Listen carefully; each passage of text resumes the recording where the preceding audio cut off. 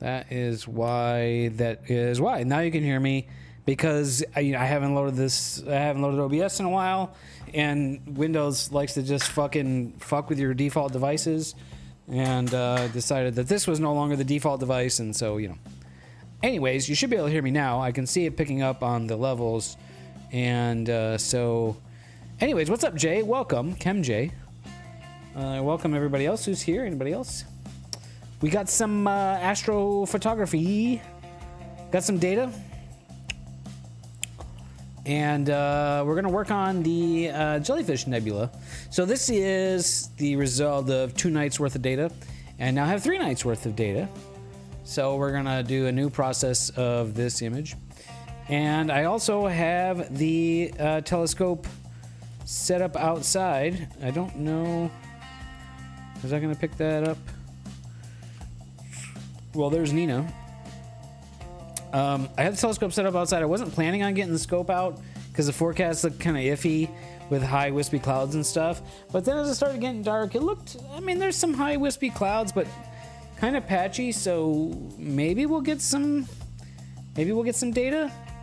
I really got nothing to lose by throwing the telescope out there. So we'll try it. So when it gets dark here in another 15 minutes, I'll get that set up and going. Right now we're just kind of holding, and let's see. Do I have? Oh yeah, there it is. I do have that set up. So there you can see still some light in the sky there. So I can kind of tell now. Looking at my security cam, I can just kind of tell like, once this gets a little bit darker over here, then it's time to.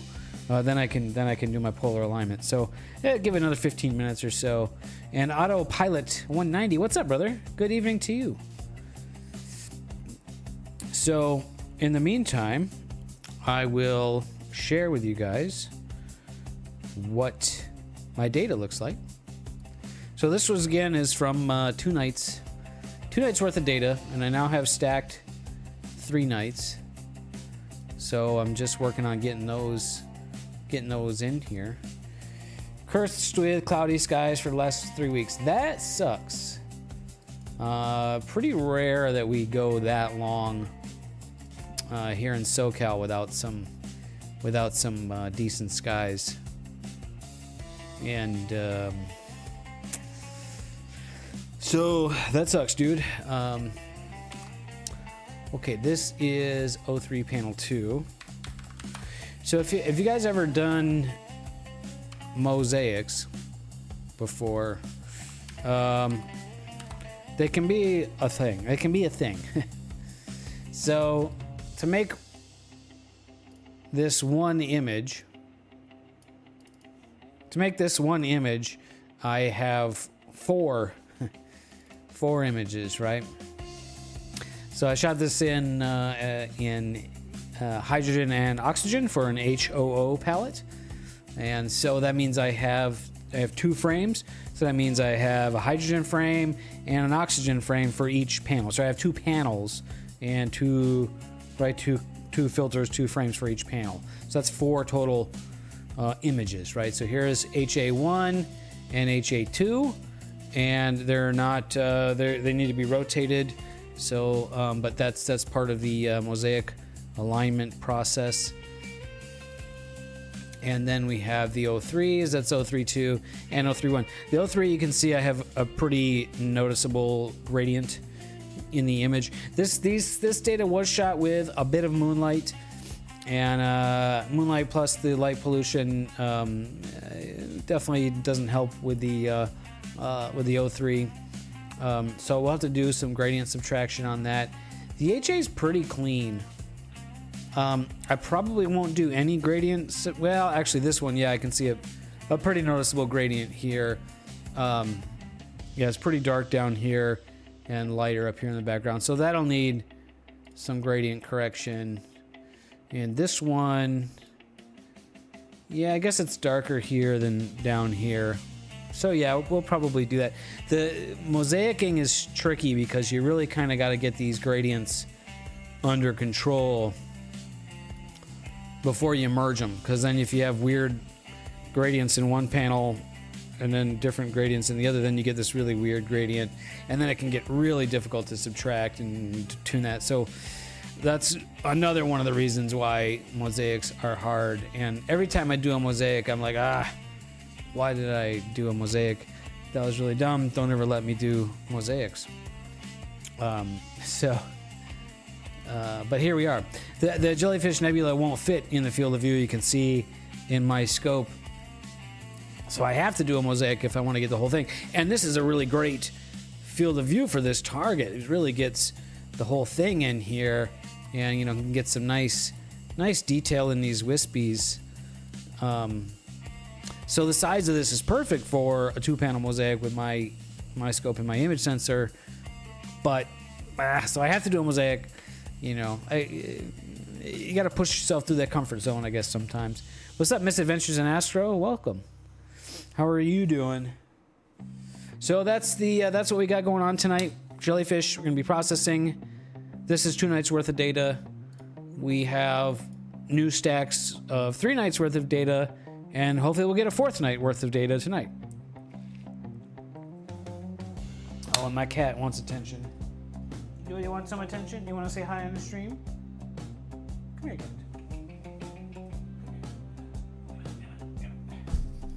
Whoop, we got a cat. Oh, whoop. Say hello, Mr. Cat. Yes, she's down there meowing. Yes, Mr. Meow Meow. All right, we got lap processing cat. Okay, so first thing we need astrometric solutions on all of these, because it'll use the astrometry data to align the panels for the mosaic. So we use the image solver script here in PixInsight. And you scratch the cat while you do that. Okay, that one's good. So 03 script astrometry image solver.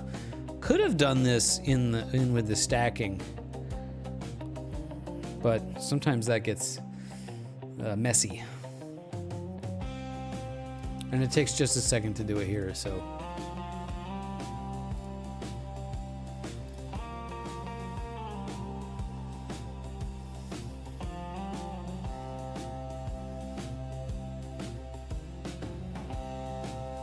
Misadventures in Astro says, "Sup, cat."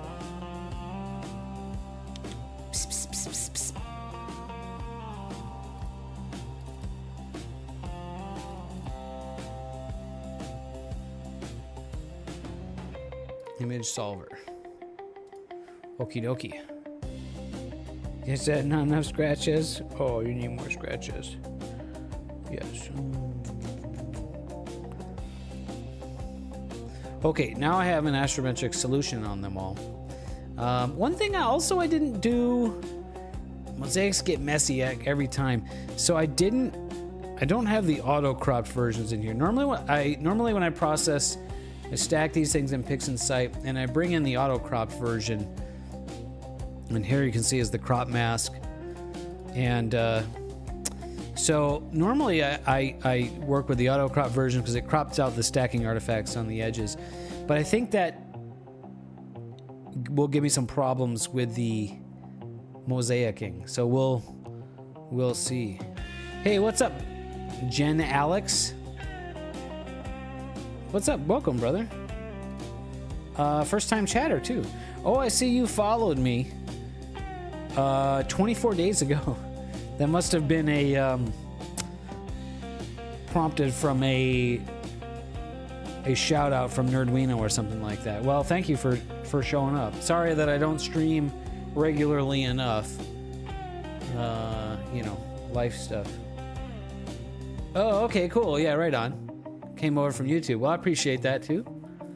Graxpert, we're going to subtract background gradients. Yes. Oh, that's not enough scratches. Okay.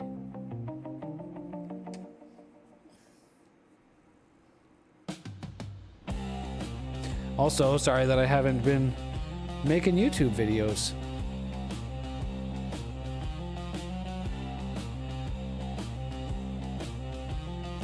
Okay, so yeah, pretty substantial gradient, and Graxpert does a pretty darn good job getting rid of that gradient. And let's see, my STF here. So that was the oxygen. We'll go to the oxygen, the other oxygen, and we will Graxpert that.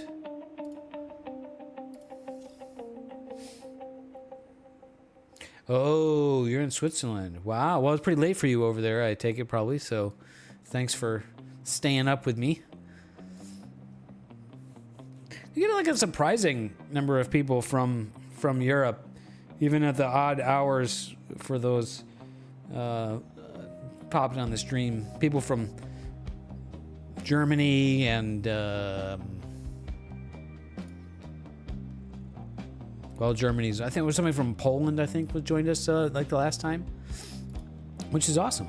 I love that we can connect across time zones. All right, that's good. Let's see. We'll do HA. We'll just run Graxpert on all these.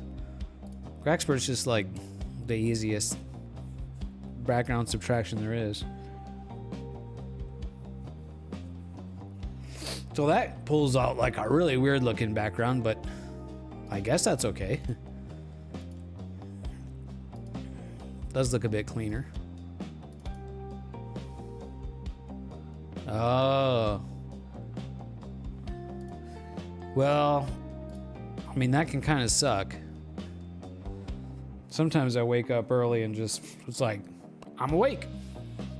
3 o'clock in the morning, it's like, I'm awake. Here I am. Hello. Good morning, world.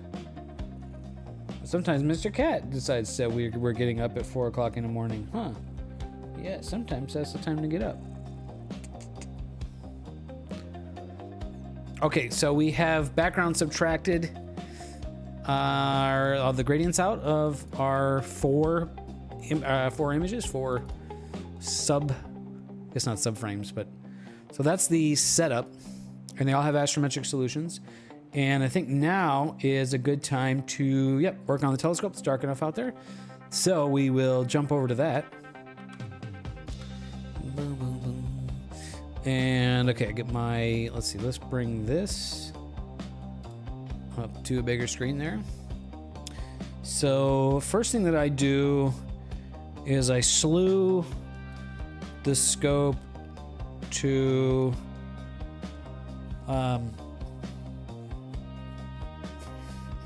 about the meridian and point it up, so I'm not quite not straight up, so I'm not looking at zenith, kind of like a 45-degree angle, which is where I am pointed right now. And kind of hard to see in there, but that's it. And then I come over to Nina, set the luminance filter, and I'll do a 2-second exposure just to make sure I'm in focus and see what it looks like. So strong gradient right there. It means there's still some light on the horizon. And I'm not really seeing very many stars here. So there could be a bit of cloud right there. Oh, a cat. Oh, and now Mr. Cat got comfy and sat down here right when I'm going to have to get up. So yeah, not really seeing that many stars, but that should be good enough. Okay, so now we will do the 3-point polar alignment because I'm in focus enough. And we do 2-second exposures on that and start from the current position and hit start. So this is the polar alignment routine in Nina. It's a plug-in. It works really great. It's really easy once you get things kind of dialed in and you get your plate solving working consistently. Having no problem getting solutions. And it's going to do one more image. If you guys have any questions about this kind of stuff, what's going on, let me know. Okay, so now it tells me where to move the scope, so I have to go outside and do that. Sorry, Mr. Cat. You come back in a few minutes, okay? Okay, yeah, okay. Put the cat down. Okay, so I'll be up in about Feel free to talk amongst yourselves. And just watch the numbers go.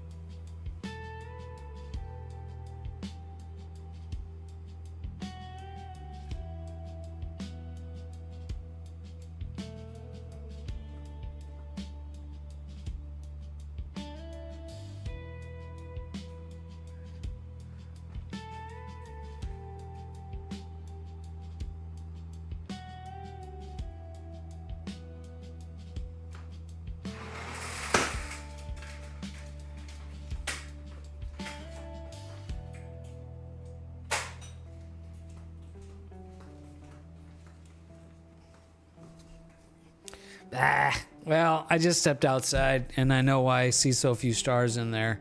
It's really hazy tonight, and if I wasn't already here, I definitely wouldn't bother. And I probably would just bring the scope back in if I wasn't live streaming. So, but you know, I don't know, whatever. We'll see what we get, right? It's already out there, and it doesn't really cost anything to do it. So we'll see what we get on kind of a crappy night, and maybe it'll kind of clear. And actually, the spot of sky where I'm gonna be shooting right now is actually like the one clear spot of sky. So maybe we'll get some usable data. I think what I'm gonna do though is I think I'm just gonna shoot HA.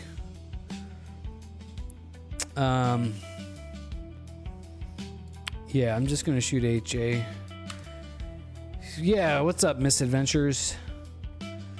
Yeah, so I'll just shoot HA tonight because there's also a lot of moonlight And so I'll set that to 1 every 4 exposures. Yeah, so we'll pull it aligned and we'll slew to the target here and we'll see what we get. I'm gonna have to rotate the camera, so I'm gonna have to get up in another second. Then we'll get back to the processing.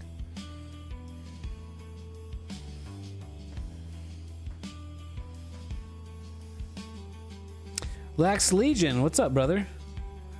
Do you know anything about Magic Sky? I don't. Enlighten me. What? WTF Magic Sky? I'm going to rotate the camera 1.75 degrees clockwise. I'll be right back.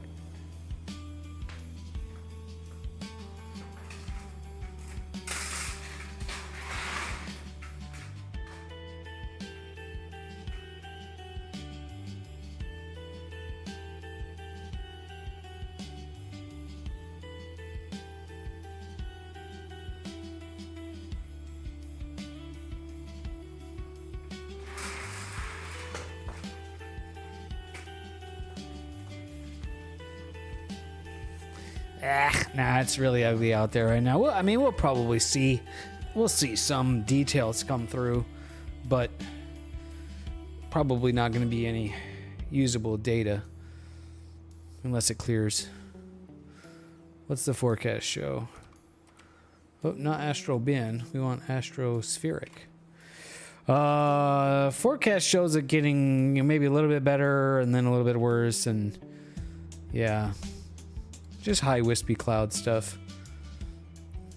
Thursday nights may be better. But it's all good. We got some good data to work with right now. Okay, this is autofocusing, so let's get back to processing. This thing's gonna just go.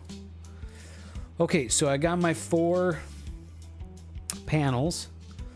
And now we need to do script mosaic by coordinates. And I'm going to add my windows. Start with the HA. We'll go 1 and HA2. And then you just hit OK. And so this rotates and aligns them really quick. Does it really quickly. My forecasts are usually like unbelievably accurate misadventures. Like the astrospheric forecast for me is like, I mean, like very rarely I've seen it. I mean, it's like 19 out of 20. Like not like better than 9 out of 10, but not like 99 out of 100. At least when it comes to clouds. When it comes to seeing, it's a little, and that's probably harder to predict. But when it comes to clouds, it's like, yeah, it's shockingly spot on. Yeah, it's probably because the weather in SoCal is like so predictable. Okay, so that script, you can see what it did. It took my 2 images and it put them and aligned them. And I just hover one over the other to make sure it looks like they're aligned, and indeed it does. Okay, now the annoying thing is now I have to save them. The mosaic workflow in in PixInsight kind of sucks, and this definitely is something that could use, a script or something that would make this workflow go more smoothly. So let's see, Jellyfish Nebula, and I need to save it not as a JPEG, that would be really bad. XISF format and 32-bit. And we save it. Then I can close it. I don't need it here anymore. Save as. And RA2. Yep. Save. Okay. And I'll close it. I could keep it open, but also kind of helps keep the workspace clean. You need to keep your workspace clean in PixInsight. I see some guys that get really messy, and they just leave windows open, and it's like, come on, guys, keep your workspace tidy.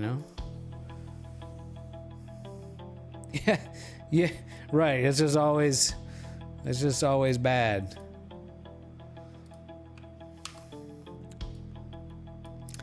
Yeah. Okay, so here's my oxygen images, and we can save those.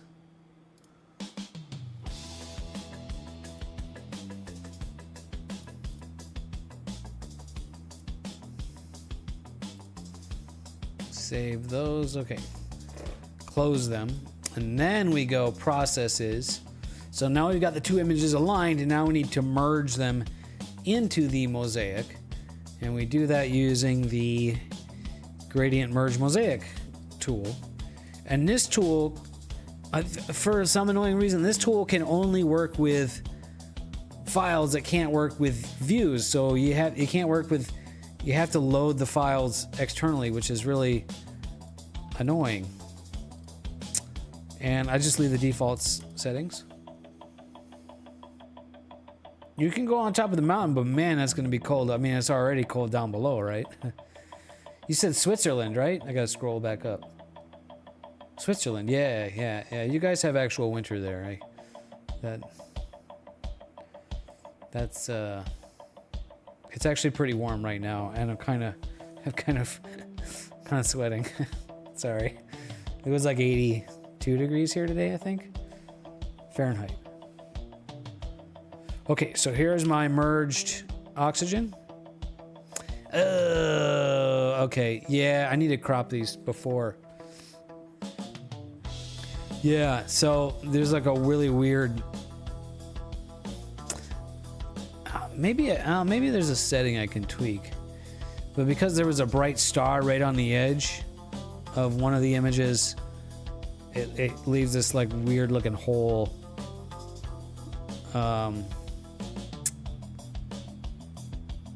Yeah, maybe if I set the feather radius way higher. Let's see what that does. 60F is pretty warm for the wintertime, I bet, huh?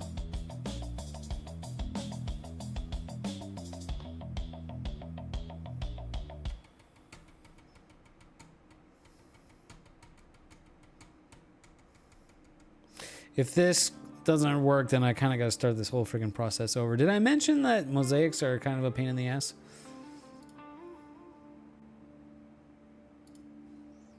Oh, sorry. Did I miss... oh. Lax Legion. Sorry, I missed your comment up there. Analog Sky. Oh, yeah. I am familiar with their 3D printed, binoscopes. Yeah. Lax Legion, I have seen those. They look pretty sweet, man. That'd be a fun project, I think.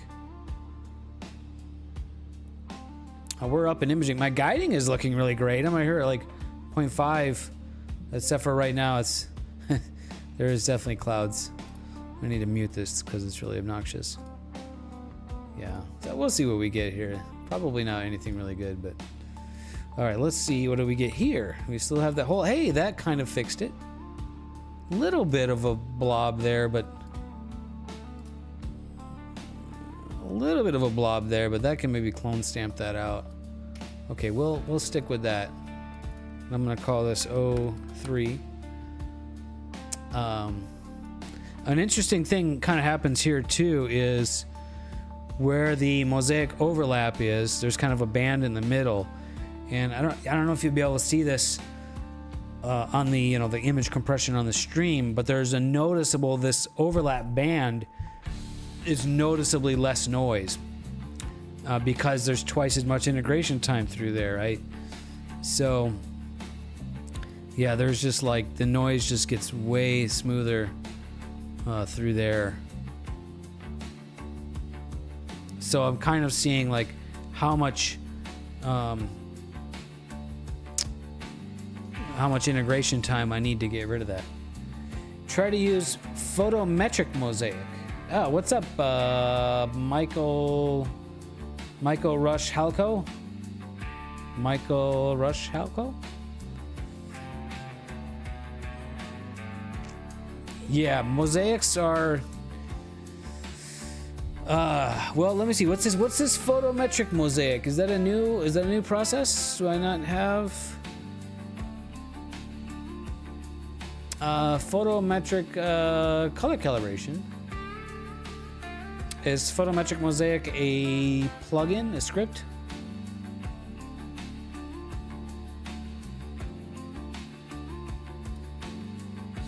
Gonna have to investigate that. But I think this is okay. We can work with that. So there's my 03. And I'm gonna do the HA. So if you're gonna try mosaics, like, I mean, start with RGB images, because then you only have, you know, one color channel per mosaic panel, right? So this would only be 2 images to work with instead of 4.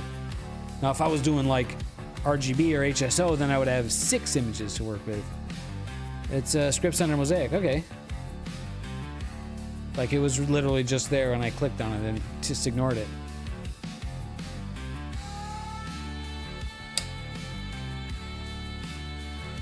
Here's my HA image. That looks pretty good. That looks really good, actually. We'll call this HA. Script Mosaic. Yeah, I don't have that under my Mosaic scripts. So that must be a third-party plugin. Unless there's another.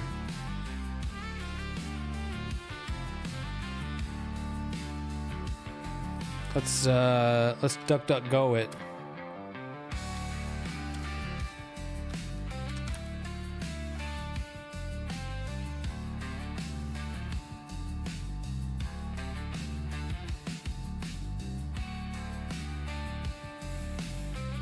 That's good. That's probably a good tip. I try to get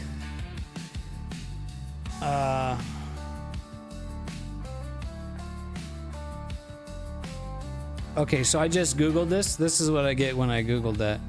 Somebody asked where he can get it. And December 31st, 2023, as requested by its author, we have removed Photometric Mosaic script and its auxiliary split mosaic tiles scripts from the official PixInsight distribution. So there you go. It's not there anymore. But I guess we can get it. Yeah. There's a repository, so you can get it.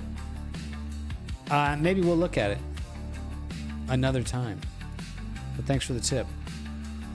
So I try to get colors each night, so that way I have like data I can, because I'm impatient. That way I can have data I can work with. And I think my gradients are pretty consistent night to night, with the exception of, you know, how bright the moon is. Since I'm shooting narrowband and I'm shooting such a 3nm filter, so my gradients are generally pretty under control-ish. Which, by the way, should have some data here. Oh yeah, that's awful. Oh my gosh, yeah, I'm shooting through like a million cloud. I can bring that up. Full screen for you guys. Yeah, so this is what this is one HA frame. Amazing that there's any data there. Some of that comes through the clouds. So, whatever, we'll just let it roll. Okay, got HA, got O3.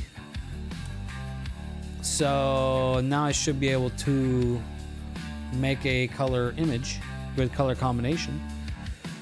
We want HA, and then for the G we want O3. And for the B we want O3.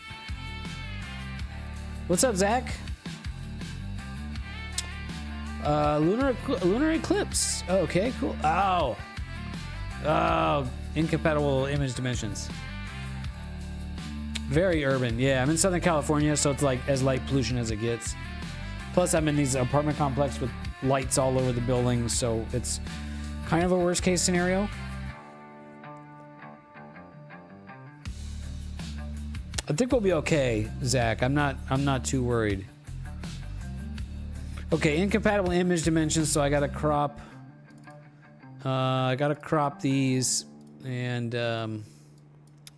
so I can use the View Explorer, and it'll tell me my image, my resolution, my geometry. Yes. So the HA is 7840 by 7910. And the 03, 7840 by 7911, so 1 pixel. So maybe I can do this really simply. 79. Yeah, I'll use the dynamic crop tool and I'll just set this to 7910. And then I'm gonna just do that. And now let me try it again. I'm gonna have to crop this again, obviously, to get out the stacking artifacts, but I'd rather just do one cropping operation. There we go.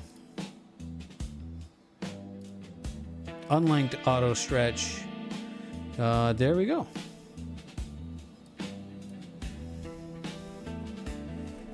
Okay, that's got some weird gradients.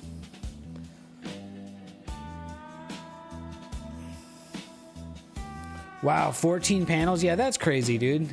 That's like, yeah, that's just way too much data to process. 6,200 files. Yeah. Wow. Share a link to your Astro bin. Oh, you're on YouTube. Won't let you share a link, I don't think. If you want to post the link, well, you can't post it. If you want to join the Discord, you can share a link in there, and we'll check out your Astro bin, or you can post it on the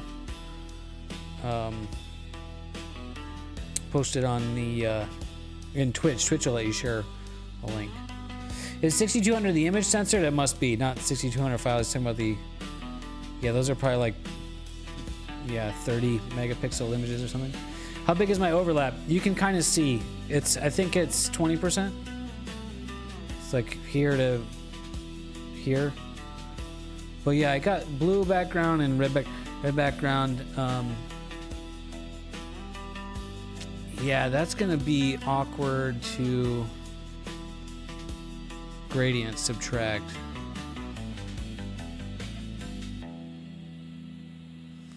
I might have needed to like linear fit them. Oh, that's a thing, isn't it? Yeah, maybe. I didn't do it on any of the other ones. I didn't have this either. Let me crop and see what we can do with this here. And we might have to start over.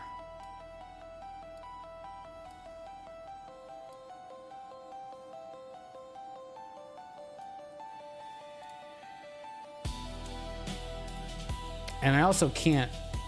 Are you guys like me? I can't work on targets like this when they're upside down. Like I have to rotate them.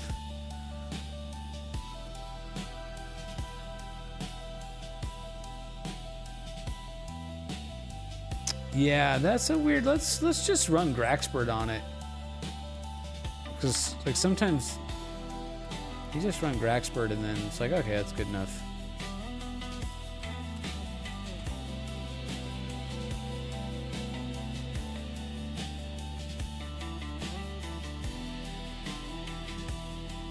Maybe if I run Graxpert with the smoothing turned way down, it'll kind of pull that out better.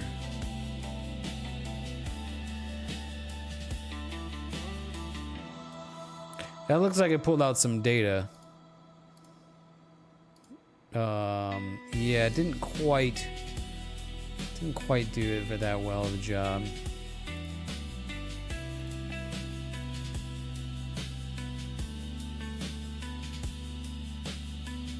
Let's try a few other things. Yeah, there's a noticeable change. Let's try SETI Astro Automatic DBE. The last time I processed these, I started with the auto cropped images. And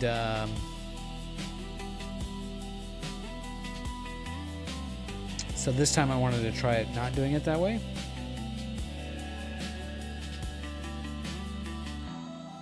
Okay, gradient removal complete. That may actually have done a better job.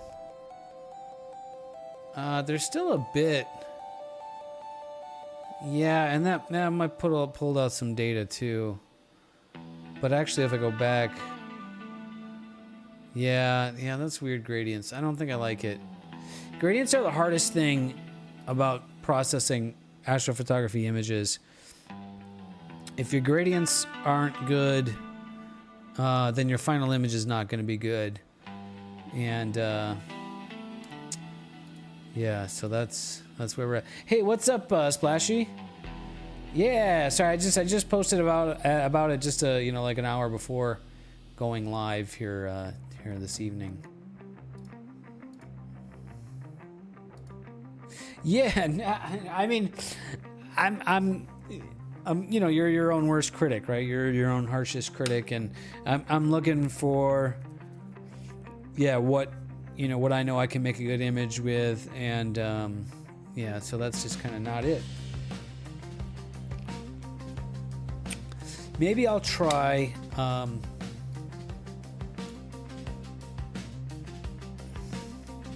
Maybe I'll just try my own manual dynamic background subtraction. And if that doesn't work, then I might just start over, because I don't like I don't really like the gradients that I have on here.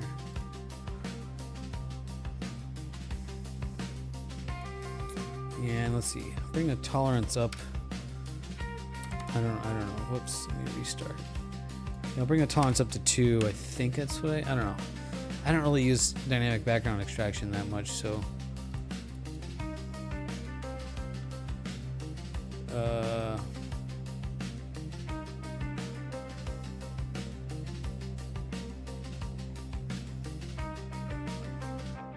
guess that's, oh, radius.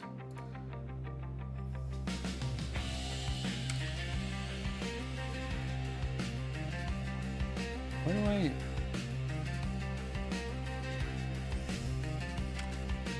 Yeah, okay, here. Radius 20. I wanted to increase the radius on these points. You ordered a 35mm lens. Okay. Okay.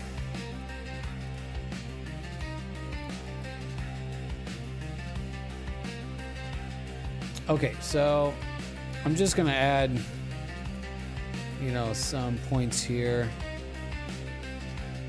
This is the 6-inch 3D printed telescope, yes.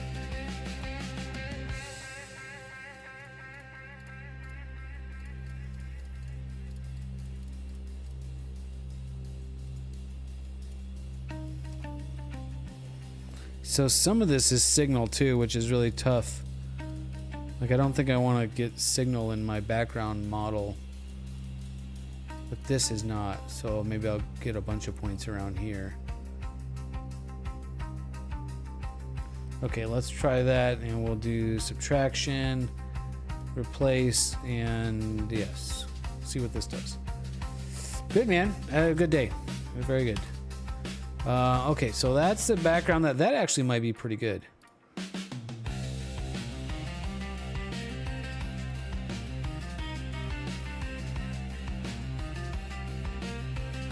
There's still a couple weird spots, but I think we'll go with it. I think we'll go with it. Okay, we'll go with that. And next, let's do background neutralization on this blue area, because the background's looking pretty blue. So this will kind of neutralize that. And give me a black background.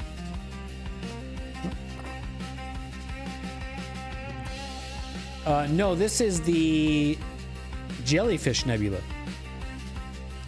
Also a supernova remnant, like the Veil Nebula. But it's, I assume, a much more recent supernova, as it appears to have not, you know, expanded out quite like the Veil Nebula. They do look similar, yeah. Yeah, just like, this is just like not as old, right? Because this is just not as, you know, stretched out, not quite as blown out. Background neutralization is doing me nothing here. So, we're not going to do it then. Fine, I'll make the background black myself.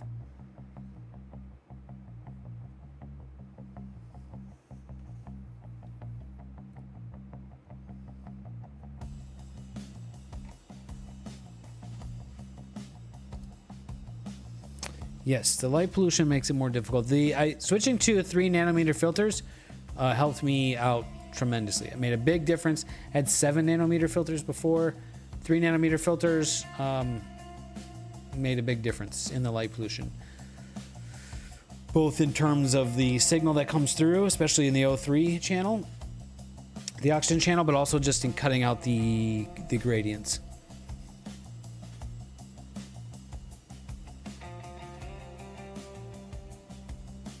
Okay, once you blur exterminate it, then the image just starts to look really, really, really beautiful. And then we start exterminate it.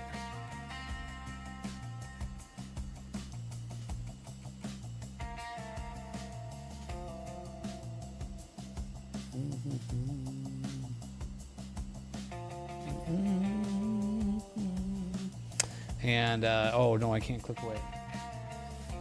I can't click away while it's running.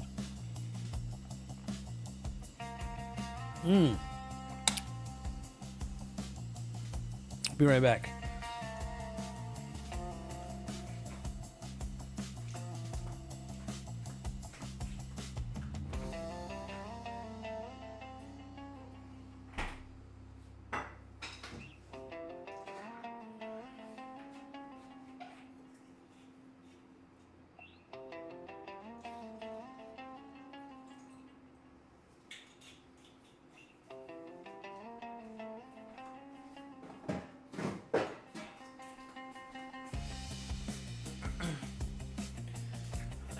I have some 3-day-old wine here. Cheers, fellas. Might as well finish this off. What's up, Star Traveler? Welcome. Oh, this would look much better in Bordeaux 4 splashy. Same gear, and you know the Bordeaux 4 would make a huge difference in this. Yeah, the O3 shell is definitely there, and it's down here and up here, right?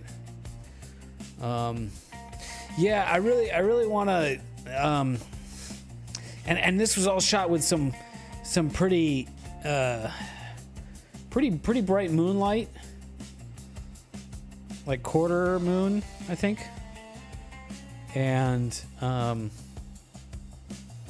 yeah, maybe, yeah, really next new moon night, or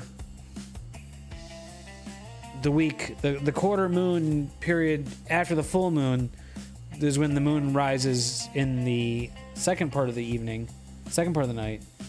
This is visible in the first part of the night, so there won't be moon in the first part of the night. I want to shoot the oxygen when there's no moon. That's what I'm trying to say. And then maybe it will show up much better. That's looking pretty nice. The gradients look mostly under control. There's a spot over here, but we can work with that.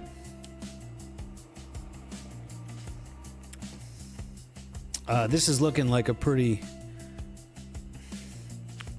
cool thing.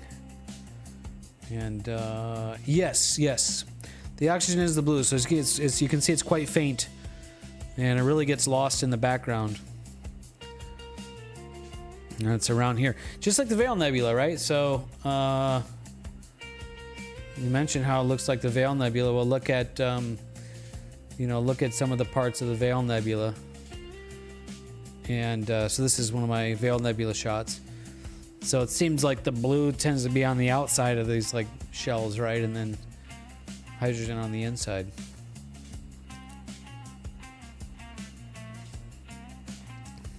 But this blue is much fainter, much more faint.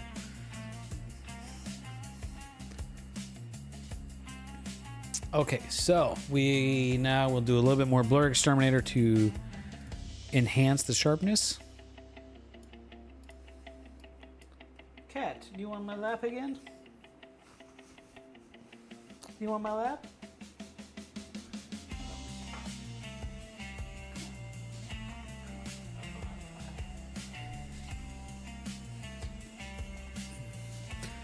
Cat on the lap for good luck. That's my cat. Okay, blur exterminated the second time. That gives you a bit more sharpness there. Yeah, it kind of brings all those details up a bit. That looks really great. Yeah. I agree, Splashy. We're trying tonight, but I'm getting really bad data tonight. Oh god, this is like... Yeah, it just completely stopped guiding. As there's clouds. Yeah, this is just a disaster of an image. That one actually has a little bit of data in there.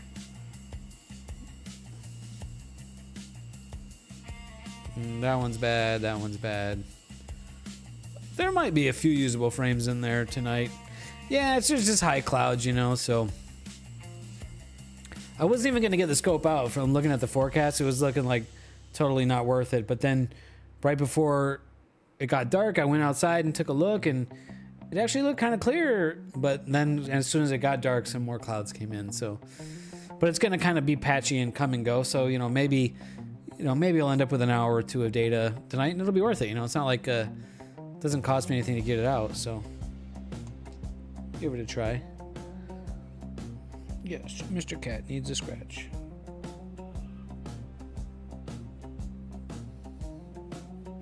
Okay, so next thing is to stretch this image.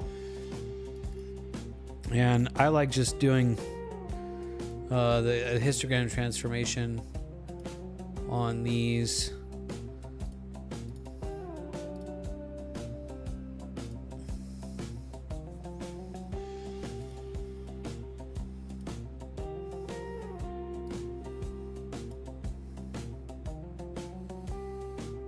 I have imaged the Monkey Head Nebula. I could, again, it's right in the same spot as sky, but that's my Monkey Head Nebula shot. I could get more data on that. I have 17 and a half hours, so I have a lot. This is a nice image. It could be better. I could probably reprocess it and make it a little bit better with the data that I have, but also a bit more data would also help it a bit. So, yeah, the Monkey Head Nebula is kind of right next door to the jellyfish, so still has some time. Still has some time this year to image those.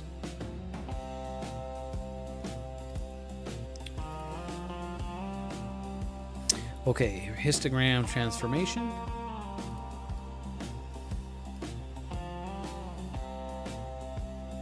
Indeed.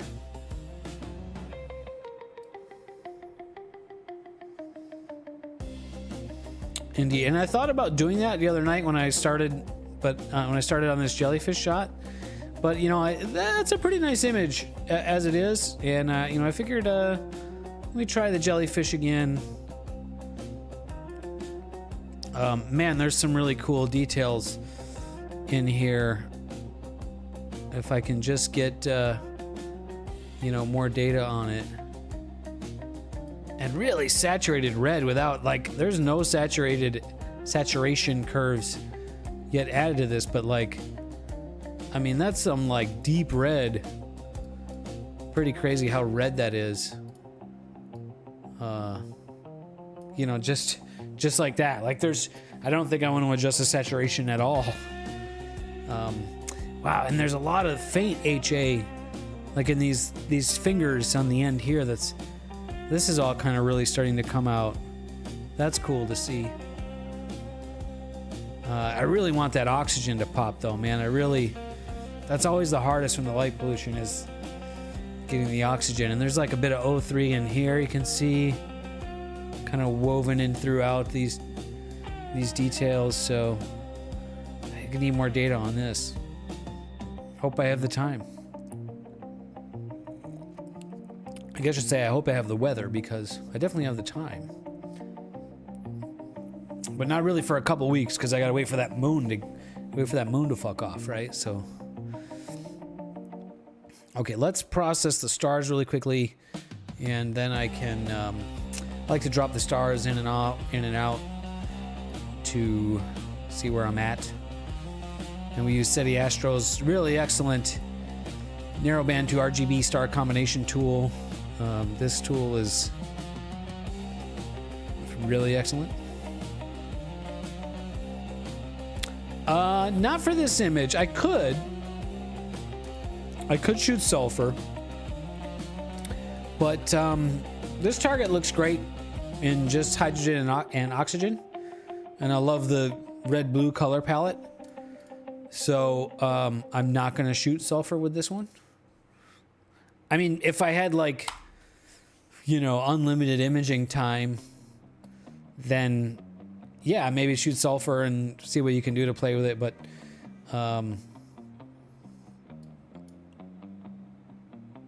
I don't need it for this one. Okay, that's what it looks like with the stars back in.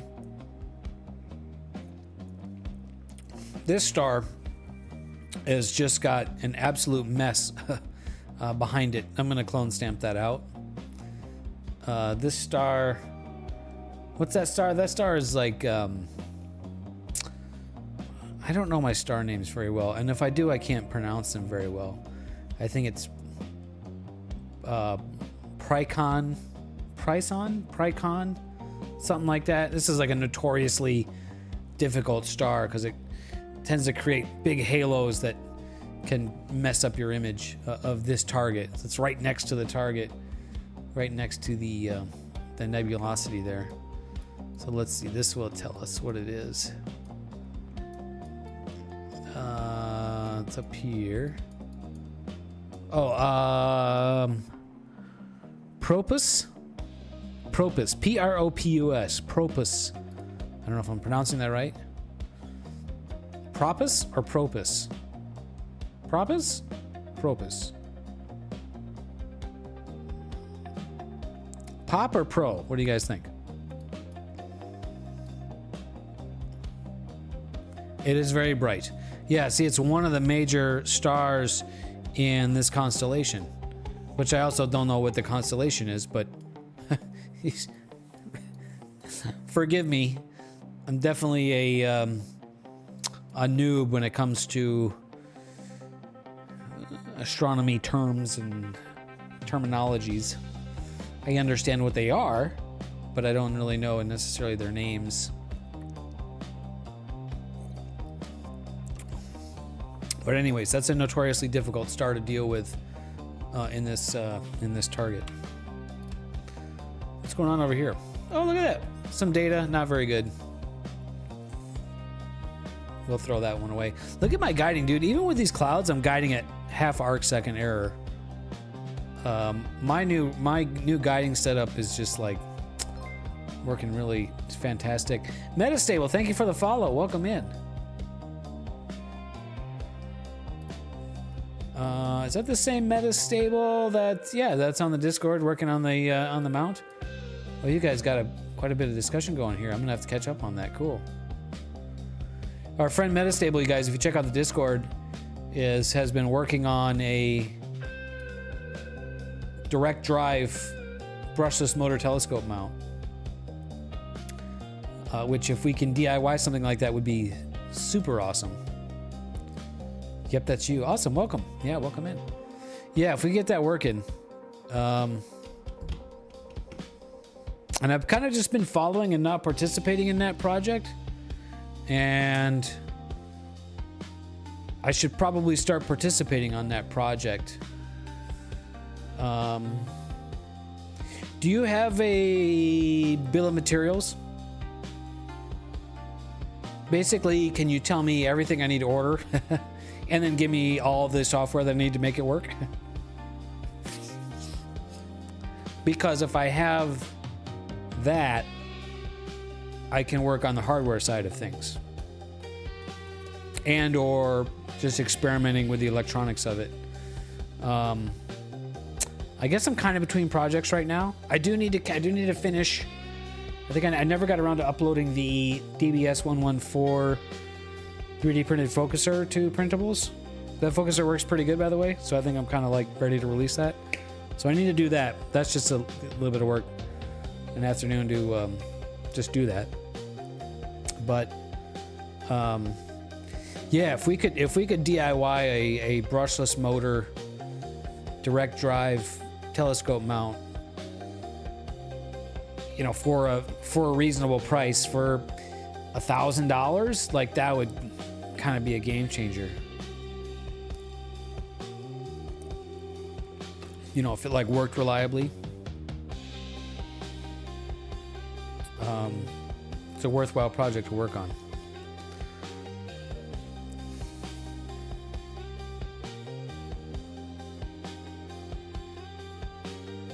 Yeah, no, that's fine. That's totally fine, Metastable. Yeah, I mean, start small, right? Even if we could just like put a GoPro on it. You know, like a GoPro might be good enough to just see how well it can track, right? Yeah, start small and cheap because the motors, yeah, it's going to get exponentially more expensive as the motors get larger and stuff like that. So starting small and, you know, putting a lightweight camera on it just to see, you know, how reliably it can track, and guide and auto guide, like figuring all that stuff out on the smaller scale would be ideal before spending lots of money. Good evening, Cheap Astro. Welcome. Morning for you. How's the weather over there, Cheap Astro? You get any observing time in lately? We're working on the Jellyfish Nebula, 2-panel mosaic. I just put the stars back in after nonlinear stretching. But I'm going to take them off because there's still some work to do. Like, this is actually, like, not bad at all. Like, just like this. Like, this is... It's very far from not bad. It's kind of amazing. But what I like to do is compare it to my... This is my previous effort. So this is 2 nights of data on the left here, and then 3 nights of data on the right. And just kind of compare. Not a significant difference, just at glancing. Of course, this one is still in process. I'm gonna darken the background a bit, add some more contrast to this, try to get more color into the blue. Wind and rain, yeah, pretty typical still of a bed over there, huh? Do you have a good season? Summertime? Is summertime maybe more ideal for you? Ireland, right?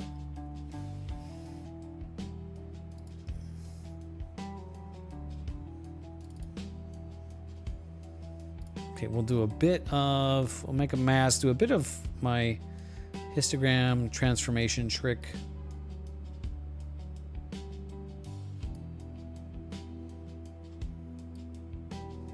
Kind of smooth that out, fuzzy it up.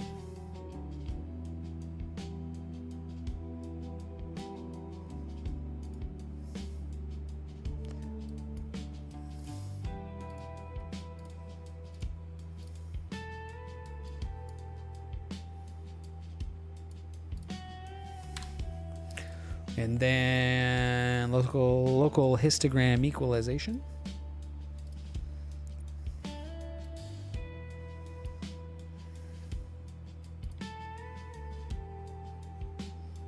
Summer's better weather, yeah. Oh yeah, you're so far north. Do you literally get no astral darkness? What a tease, right? You got better weather but not dark. Are you far enough north that you literally get no astro dark?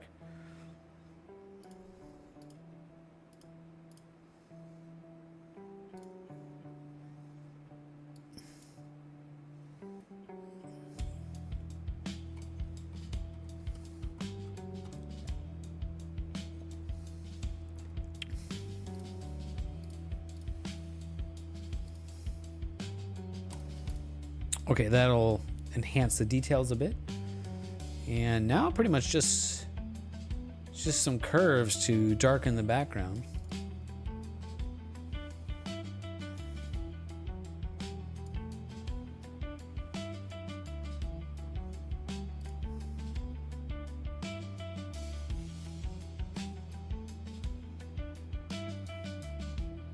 Wow, that's crazy.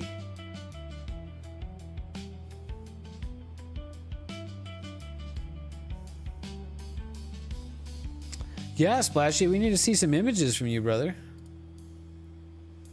Okay, so now we're doing curves to darken the background and add kind of some more contrast. I actually kind of like the amount of contrast that I have. I don't think I want to do too much more than darken the background. Don't want to go too dark because I don't want to crush any detail down there. But I do still kind of have some, you know, bit of ugly gradients. And so we're kind of hiding those by making the background darker.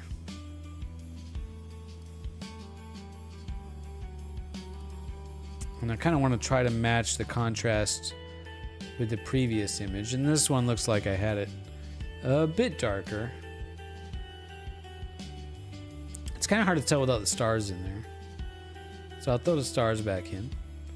Yeah, I can go a bit darker on that background.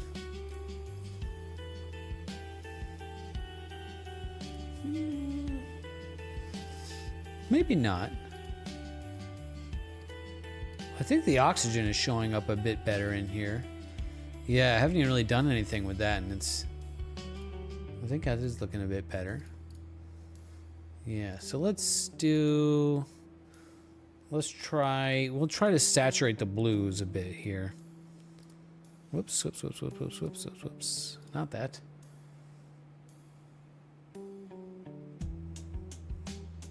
Your mount points east/north. Not sure why it's not pointing west-south. Yeah, I don't know either.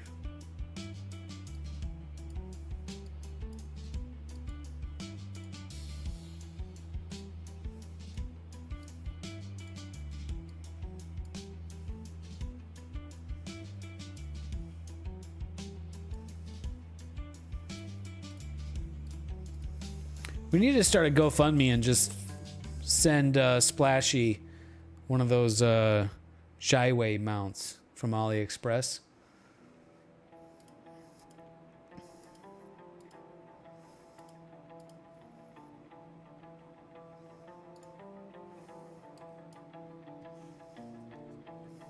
Because you got some dark skies up there. Like, you need to be utilizing those dark skies, you know? You know what I mean? Like, how much are the, what are those things going for?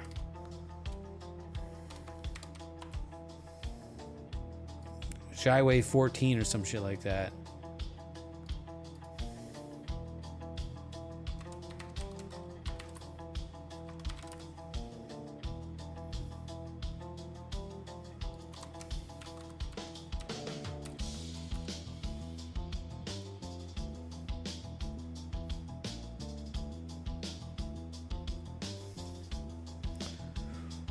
Oh man, that thing's $1,000. Yeah, even still, I mean, like,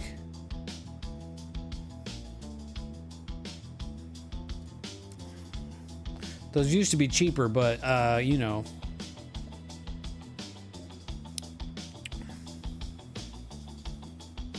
yeah, that thing with your DSLR, that thing would rock your DSLR, no problem. That'd be great.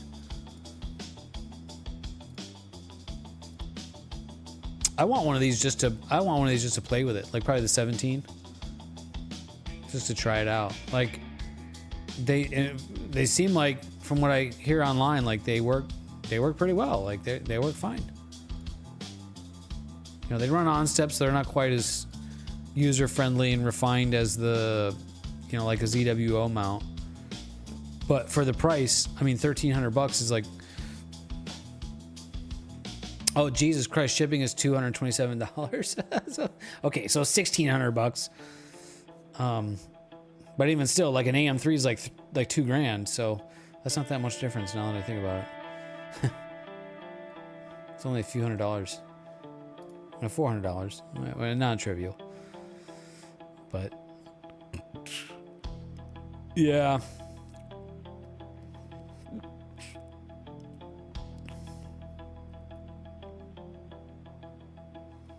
The harmonic drive mounts are, they're kind of great. I mean, they're easy to use, they're reliable, they're easier to use, they're generally reliable. An inexpensive harmonic drive mounts will beat an inexpensive regular German equatorial mount, I think, hands down. Yeah. Have I heard of Pro Sky? I have, but I don't.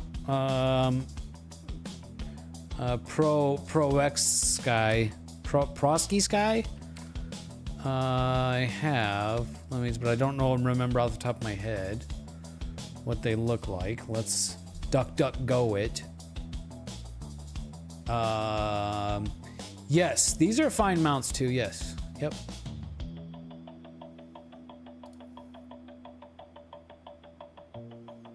What are these guys selling for?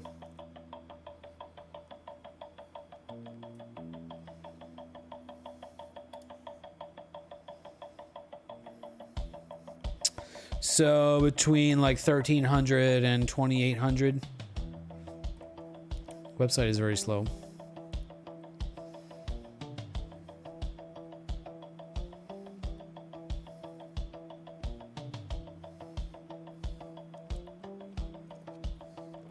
Yeah, that's having a hard time loading right now. Yeah, these are great mounts too. Yeah, you can be confident in those, I think.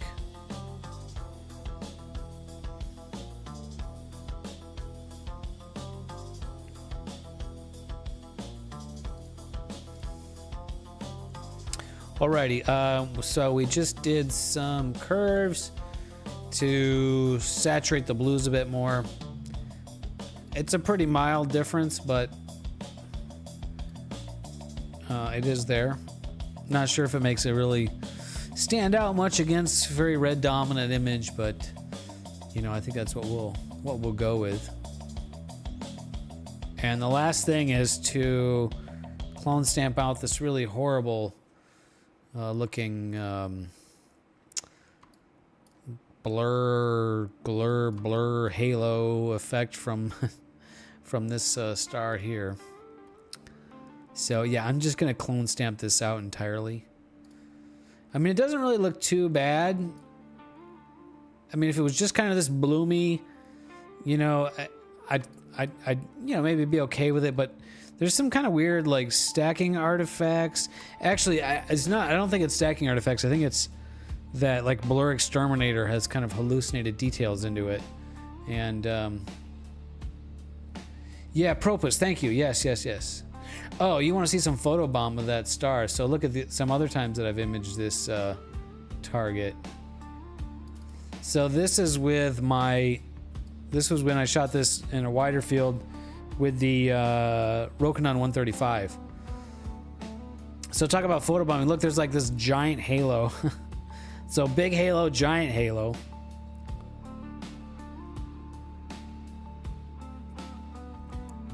So this really displeases me when the halo covers the nebulosity detail, right? And I shot this. This was with the DBS 114. And oh, whoops, sorry, clicked off of that. On this one, you can see I did clone stamp out that big bloom. So that looks pretty okay there. Well,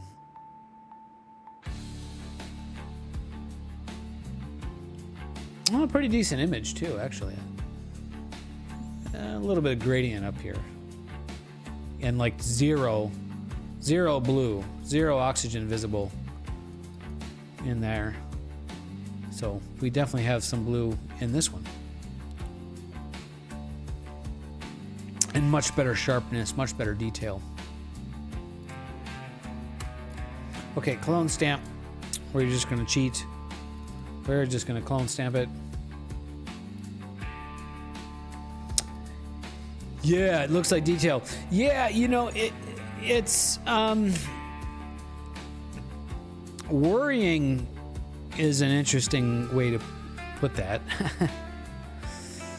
I mean, it's doing what it does, and you know, this looks like nebulosity, right? It looks like detail, so it sharpened the detail.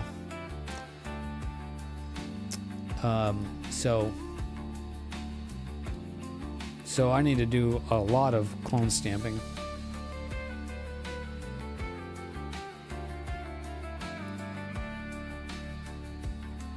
There's targets in every part of the sky, Splashy.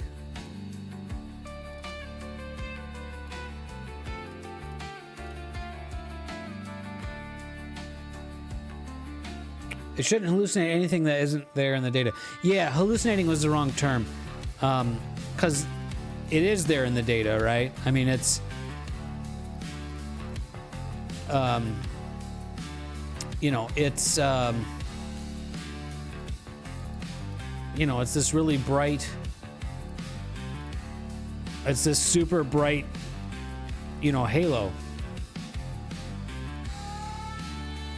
But it doesn't know that that's not, you know, nebulosity detail, right? So... YouTube comments, sorry. Sorry, Cheap Astro. Yeah, YouTube comments kind of don't sometime. Wait, that's weird.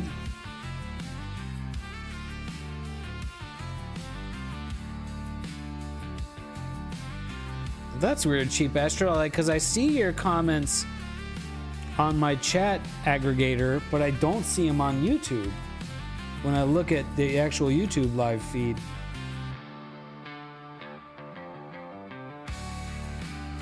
Yeah, that's weird. Oh, wait, hold on. Am I like... Let me refresh the page. Yeah, that's weird. I don't see you at all on there, Cheap Astro.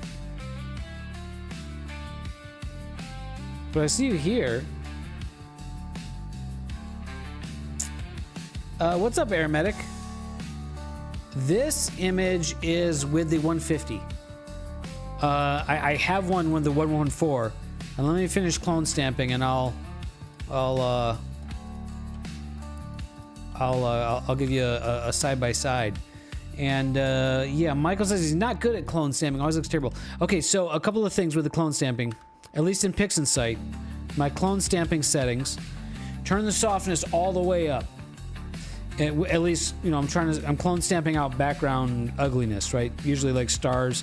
Like, see this little blotchy star right here? I want to get rid of that. And these. So turn the softness all the way up. 100% softness. You want really soft. And you may even turn the opacity down a little bit. I don't have it down here. But softness all the way up. And then the trick is to think of the clone stamp as like a painting, like you're just dabbing, right? You're just dabbing. So what you'll see me do, here, I'll redo it and then show you. I'll start over. So clone stamp, radius, I'm turning the radius all the way up. 250 is the highest it'll go, and softness at 1.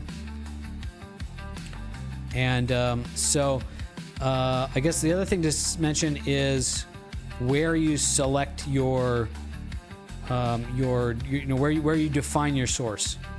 So I want neutral background, so I have a source defined that's kind of neutral background. And so then the other tip is don't paint, don't click and drag, right? Don't do this, because then it's obvious it's cloned. What you want to do is just dab it. So just click, click, click, click, click, click, dab, dab, dab, dab, dab. So I've selected a good background where I know I want this background to look like that background, and then I just dab, dab, and then I'm constantly resampling the background source. Right? So I'm just click, click, click, and you notice if I just click once, I get, you know, you can start to see the circle. So you're just kind of like dab blending, like think of it like a sponge painting where you're just going dab, dab, dab, dab, dab, dab, dab, right? And I'm resampling the background periodically because I kind of want, since I'm doing background, I kind of want it to be somewhat random, right? Because the background's kind of just random, sort of random, mostly not fully dark, but mostly dark colors. And so I'm just kind of dabbing, and I can still see kind of a bit of a circular pattern. So I'll kind of sample a little bit of a different area just to kind of sort of work that together. And that's pretty good. The background here is like, some of it's kind of got some red because there's a bit of gradient in there. And that's probably, okay, I might have overdone it a little bit. But I'll accept that. I'll close the clone stamp tool, and then I'll put the stars back in to kind of see what that looks like. And yeah, that looks pretty good.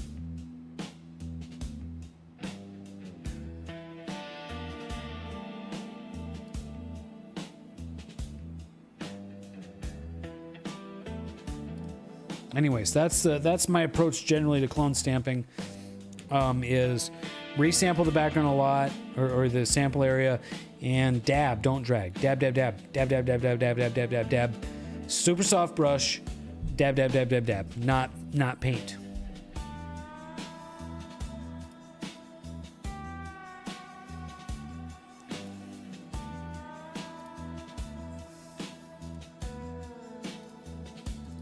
And now I'm gonna reduce the brush size because I want to clean up some of these other small little areas here. These little small star areas.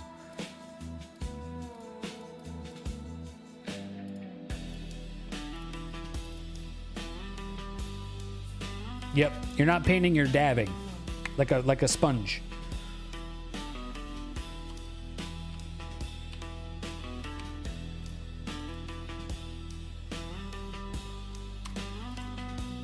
And resampling a lot.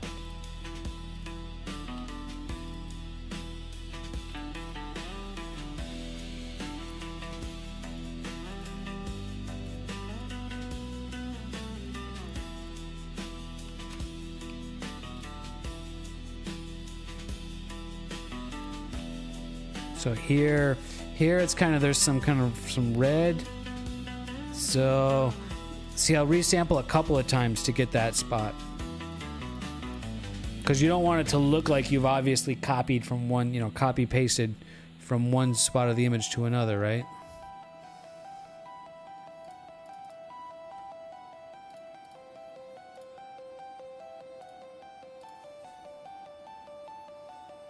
Okay, that's probably pretty good. And in general, less is probably more. You can definitely do too much clone stamping and end up kind of making a smeary mess of it. Yeah, that's probably done. How's my imaging going? Oh, getting some data. That actually might be, Yeah, nah, I think that's going through the clouds there. And yeah, there was a bit of really bad guiding. Some of those are obviously bad. Yeah, there might be some usable data in there. We'll see. Let it run.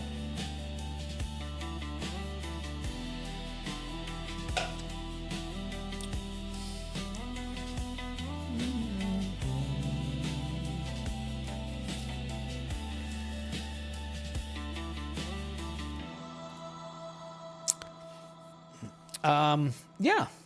So this was the 2 nights of data image, and this is the 3 nights of data image. I think the oxygen is really starting to show better in this image. Although I have a bit of an oxygen gradient going on up here. Yeah, there's a blue gradient up here. I don't like that at all.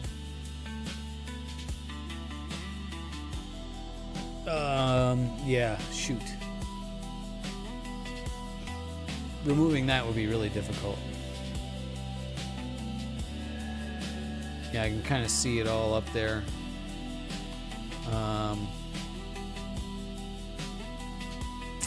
You know what? I can probably fake that. I can probably make a mask because it's kind of just up here.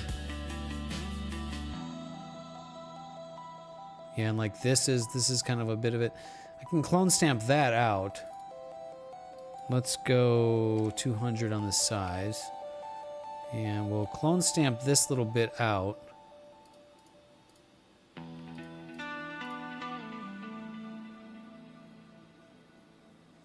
Where's the gradient? It's very faint, aromatic. There's a bluish right in this area. You may not be able to see it because of, you know, the compression over the stream and stuff. But there's definitely a bluish gradient up there. And maybe some down here. When I put the stars in, it seems like it's more obvious to me when I see the stars, because there's kind of these like a little bit of flaring going on around the stars. Yeah, I can see definitely some blue pixels in there. So what I'm gonna do, I'm gonna use ASSTRO's Fame script, and I'm gonna generate a mask. I'm gonna hand draw a mask here.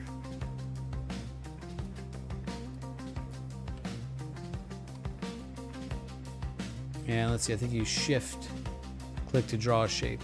Yeah, so I'm gonna shift click, I'm gonna draw a mask. Just kind of avoid that. I don't like that. I'm gonna go like this. I'm gonna stay away.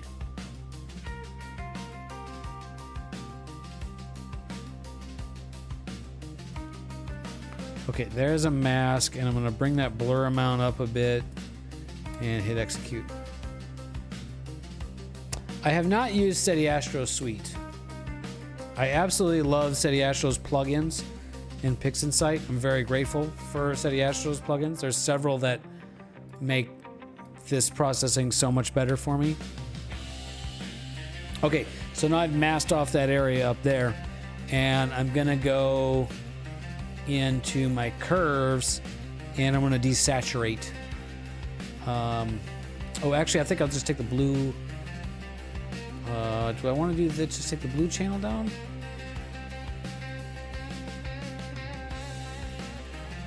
Let's see. No, I don't want to do that. Maybe I go... No, because that'll make it green. Actually, maybe I do want to do that. So, yeah, right here.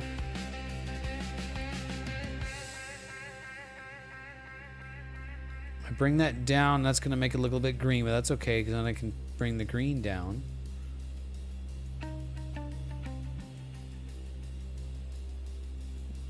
Ah! I got a really bad... No, I got a hard edge there. Yeah, okay, that's not the approach. Yeah. Oh, new AI star removal models. So I have problems with Star Exterminator sometimes, where Star Exterminator will subtract significant portions of nebulosity, and that's no good. Okay, so I'm gonna try. That didn't really work. So what I'm gonna do is I'm gonna try and just desaturate the blue. So I'm gonna use the saturation tool. And so I got blue in the background. I'm just gonna try to desaturate it.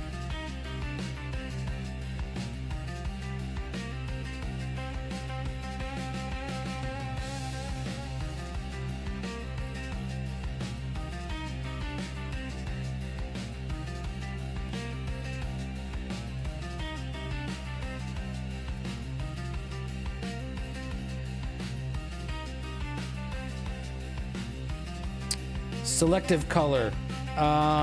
Yes, I could do that also.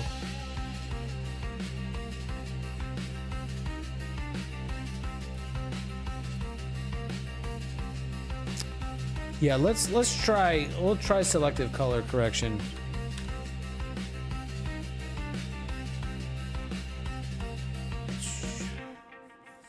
This tool has been kind of pretty hit and miss for me. I would say mostly miss. So let's see, we just try to bring down the blue.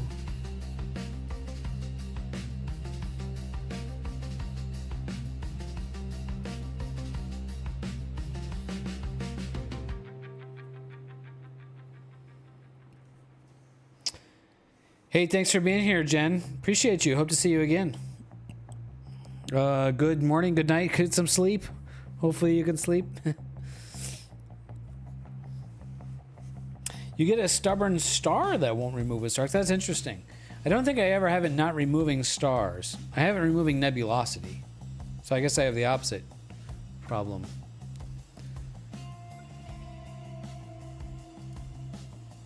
I guess I want this mask on blue.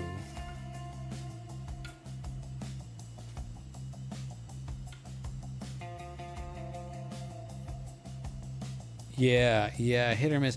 Yeah, it's like it's not really okay. Wait, hold on. Oh, I got. Like, I don't think I understand how to use this tool. Like, do I have to have a?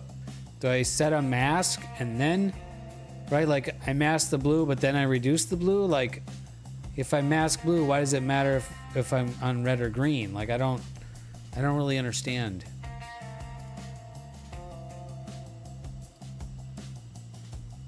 Yeah, so I'm not gonna do that. Need to watch a video tutorial.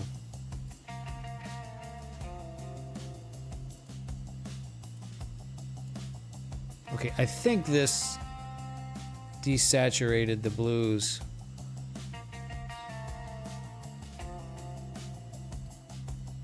It's hard to see because I mean it's pretty faint anyways, right? So it did desaturate the blues pretty well. Yeah, now there's just some brightness back there. Oh, wow. Big star on the Christmas tree. Yeah, that's weird. Yeah, maybe if it's really bloomy or it's got some big halos or something. I think maybe I saw that with particularly bad haloed stars.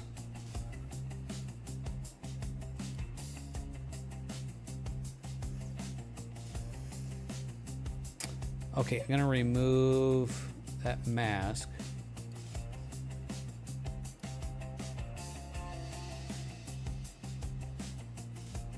Yeah, okay, now, okay, I definitely removed the blue. Let me put the stars back in. I definitely have some gradient kind of going on.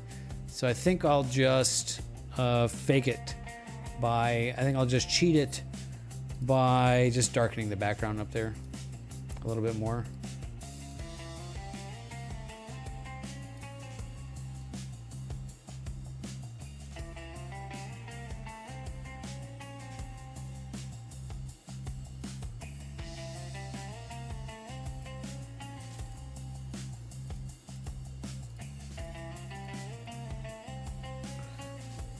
Yeah, that kind of makes my background overall a bit darker than I want, but yeah, that may end up looking, it may look okay.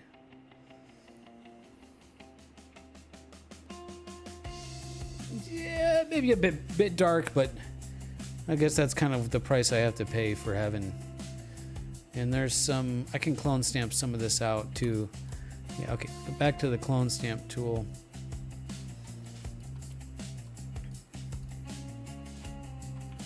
Some of that's just some messy diffraction.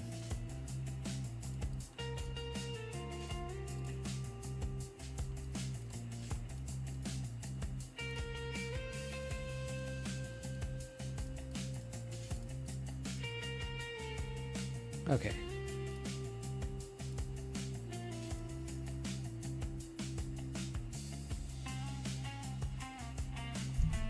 Okay, I think that's what we get. That's what we got. That's what we get. That was before. The background, I think, on this one is a little bit darker than I normally would like. It's a little bit crushed. You know, there should be a bit of glow to the background, but maybe I prefer a little bit of a crushed background versus a noisy background or kind of an awkward gradienty background.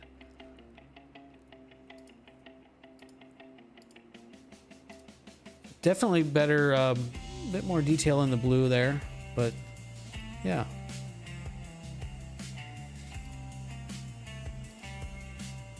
We just need more data.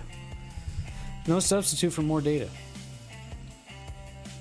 How's my, speaking of more data. Hey, that looks like a decent sub.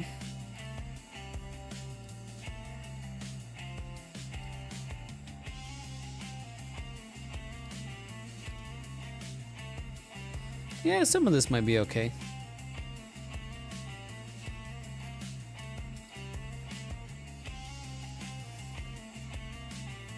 All right, let's save this out.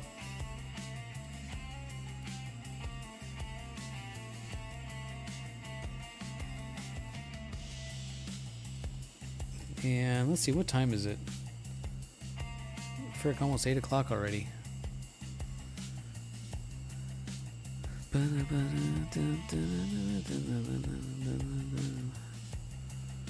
Jellyfish.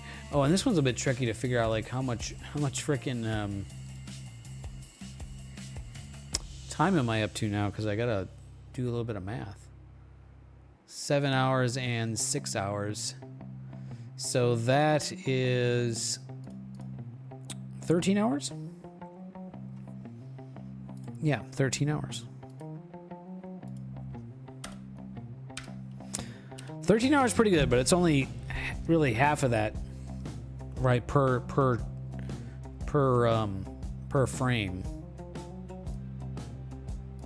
And I really like to get, you know, most of these images, narrowband images I'm shooting from the light pollution, I really like to get to like 15 to 20 hours, I think, before they really start to look nice and clean, except for the really, really bright targets. So, got a ways to go. That means this one's gonna need to be like 40 hours, right? Because it's basically 2 images in one.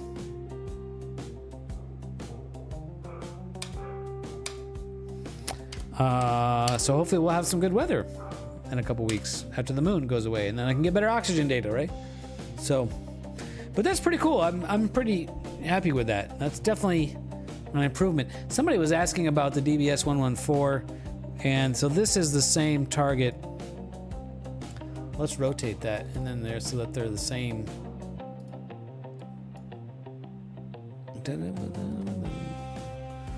Yeah, so that's the 114 image.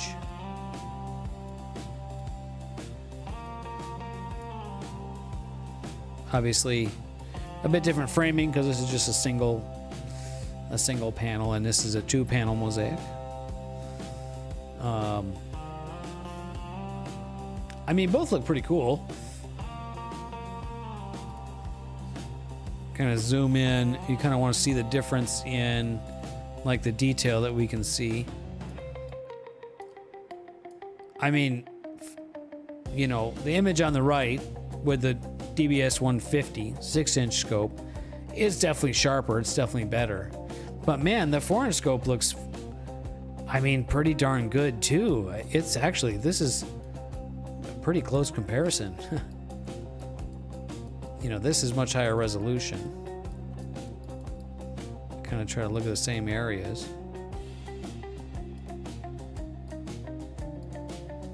And there's just like 0 oxygen visible on this, and that's, you know, that's not a fair comparison because that was a totally different, this is a color camera and a totally different filter situation. So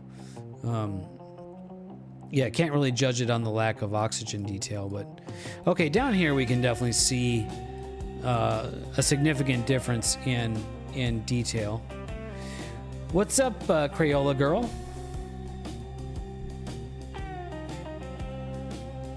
They do look beautiful. Yes. Yes.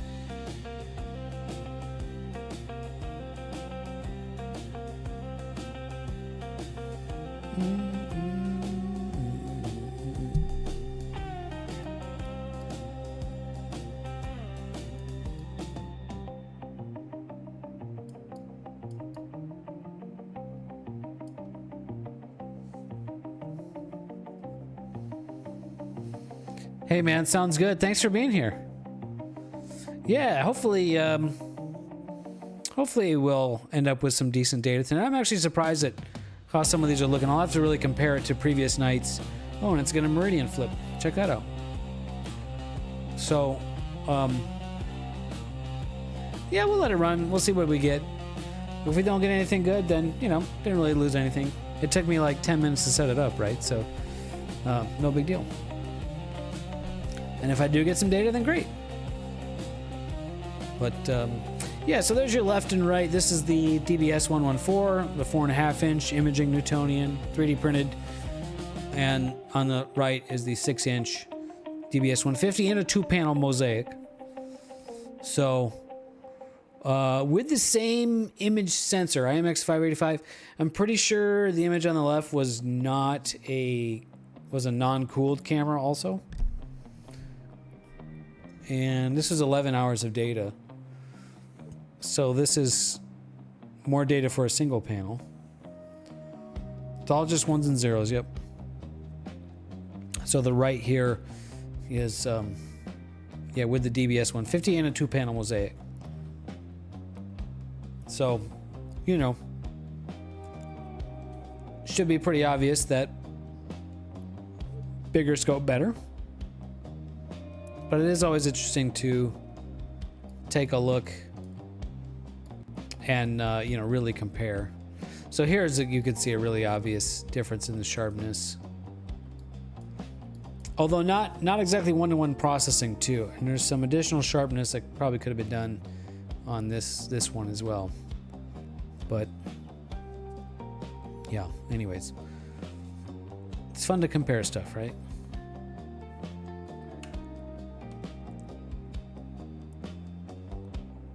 We meridian flipped and we're auto-focusing.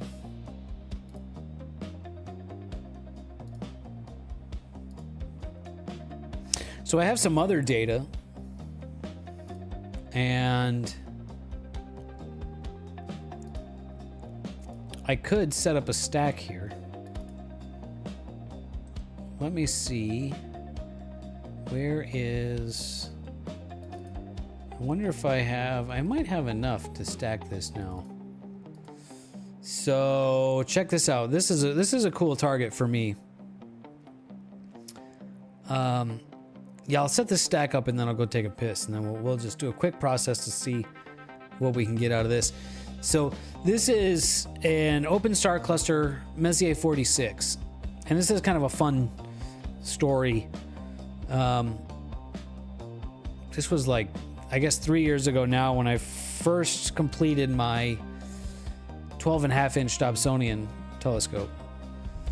I went out to the desert all by myself, way out in the middle of nowhere by myself. Nobody was going out because I was kind of desperate to use it, to try it. And I was just going through the Messier targets. And there's a lot of open clusters in there, which are kind of like, you don't even really know if you found them. It's just kind of like, okay, it's a lot of stars. And so I was looking for this star cluster, M46, and I found it. And I'm like, okay, you know, I was learning to star hop, right? And found it. And I saw this like fuzzy blurry spot in there. And I'm like, what the heck is that? Like, is that a thing, you know? And I looked at it for a while, and is that a nebula, a planetary nebula or something? And then it wasn't until I think I got home the next night, I looked it up, and like, sure enough, oh, there's a planetary nebula in the middle of that star, in that star cluster. So that's pretty cool. It was kind of like I made my own discovery. Like, I didn't know it was there, and then I saw it in the telescope. So I've kind of wanted to image it for a while. So this would be a fun one to do, like HOO RGB, like RGB for the stars, and then HOO for the nebula. So this has been kind of a bonus target I've been shooting the last few nights. I don't have much data on it because I can only get it for like an hour before it sets behind the neighbor's house. So let's set a stack up. But now that I have 3 nights of data on it, I can actually, there's enough to stack. So I'm gonna stack it. I'm gonna start the stack. Then I'm gonna go return that wine, and then we'll take a look at what we got. It's not gonna be amazing, but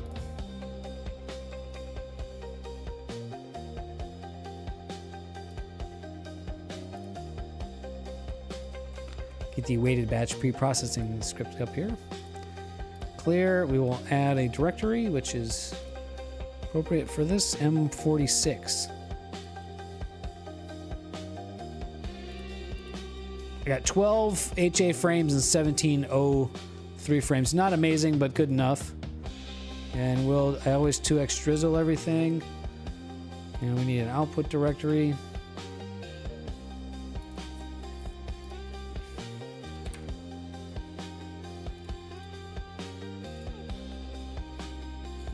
It's fine. Okay, Al will BRB. You guys can watch this too. Watch my guiding. Oh, we flipped and we're back to guiding and imaging.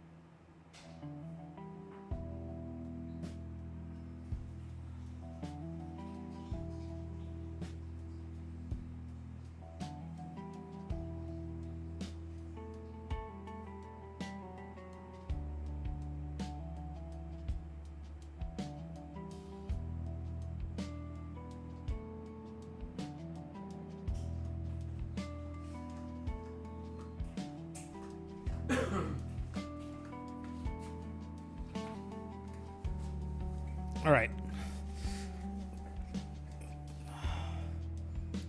The lizard has been drained. Well, stacking is not faster than my piss.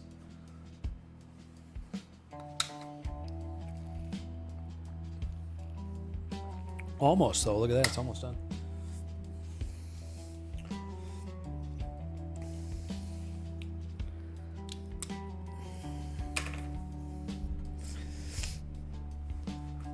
I spent a lot of money on computer hardware a couple years ago, mainly for flight simming. And turns out that hardware also works really good for astrophotography. So it was a good investment. Okay, let's take a look at what we got here. These are the auto-cropped images. Okay. That nebula is quite bright. And of course we have a pretty strong gradient in the O3. That's okay. Whoops, sorry. I named you wrong. O3. This one's the HA. Pretty strong in both channels. Very strong in O3. That's cool. We will do Graxpert.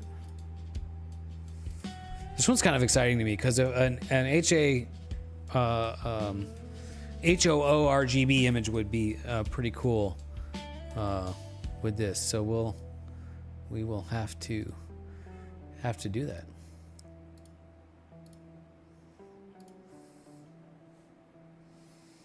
Oh, thank you for the hydrate. By the way, Misadventures in Astro.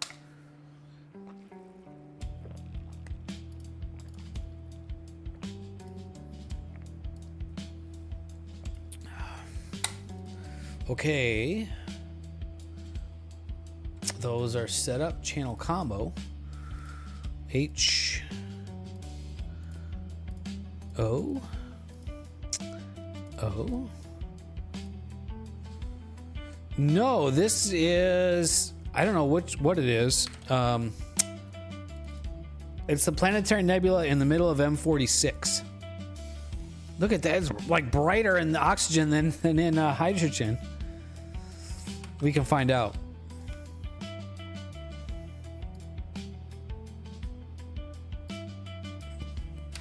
M46.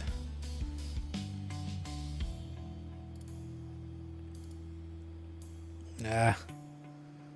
Like I kind of love hate relationship here with Stellarium. NGC 2438. Oh, there's another nebula right there too. The Calabash Nebula. Ooh, is that in my image? Okay, whatever that nebula is, it must be quite dim because I don't see that. Yeah, that should be right next to it.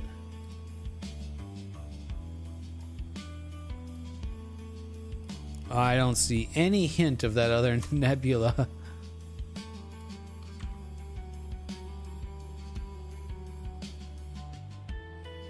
Yeah, like it should be like right in there. I don't see it. Oh. From this shape, it looks like a galaxy, doesn't it? I can't. Stellarium won't let me select it though. Okay, here we go. Rotten Egg. No, it says a planetary nebula. Rotten Egg Nebula, planetary nebula, magnitude 9.47. Like that should probably show up. That's weird.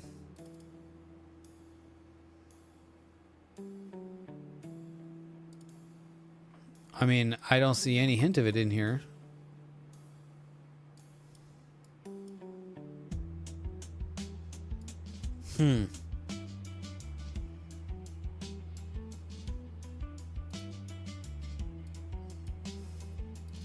Let's background neutralize it.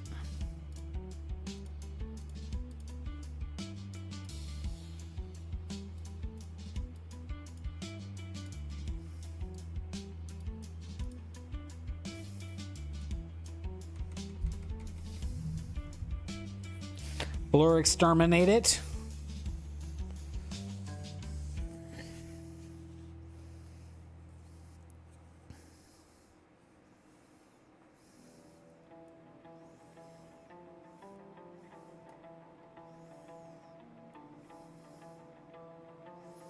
Star exterminate it.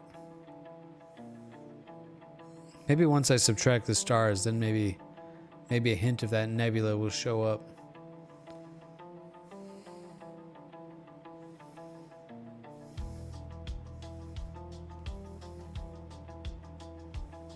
Yeah, I wonder, because that's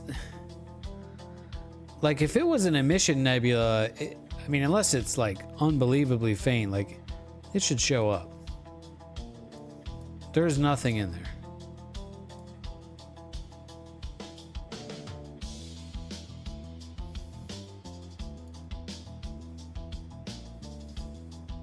Maybe Stellarium is hallucinating.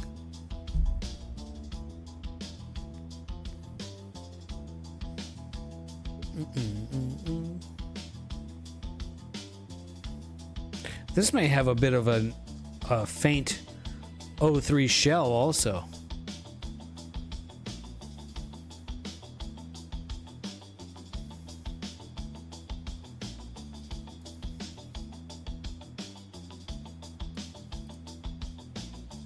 We'll just kind of do a quick process on this one.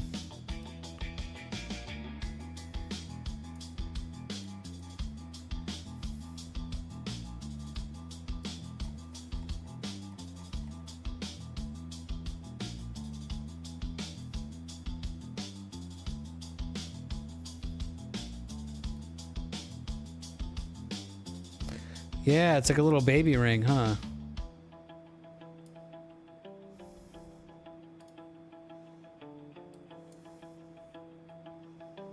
It's definitely like a bit of an outer shell to it.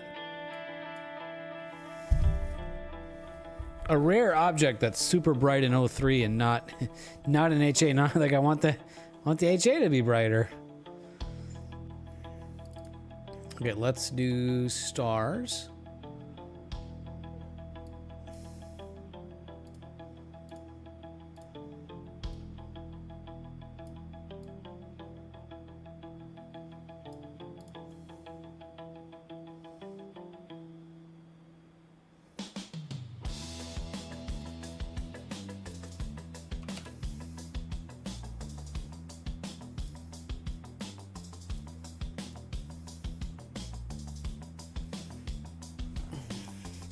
Yeah, that'd be pretty. That's actually, the stars actually look pretty okay.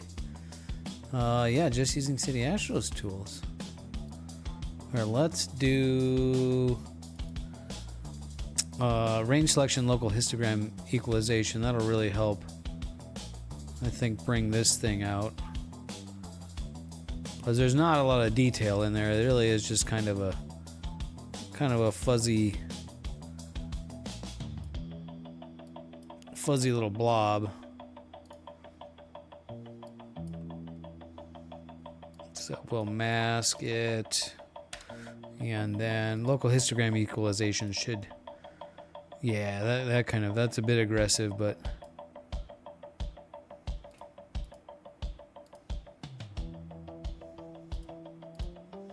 yeah, this kind of makes it look more ring-like.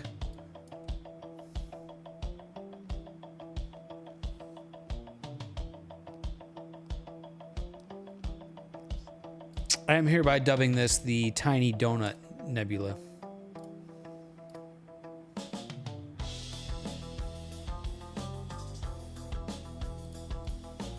We need some curves.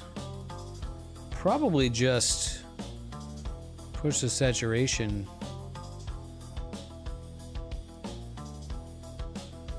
But I don't want to saturate the background, so this is a little bit tricky. Yeah, I just want to saturate the bright area.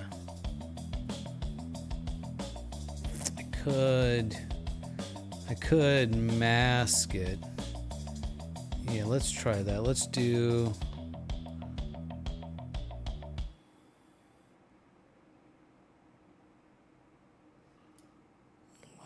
bring that up.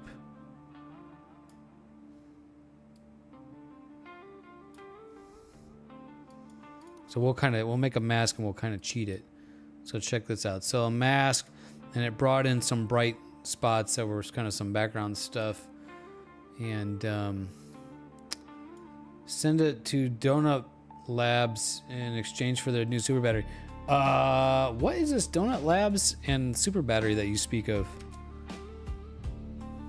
This I am not familiar with. Okay, so we're gonna clone stamp out all the little bright bits here, which are just kind of,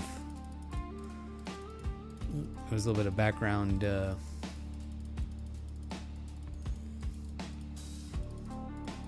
flares from the stars.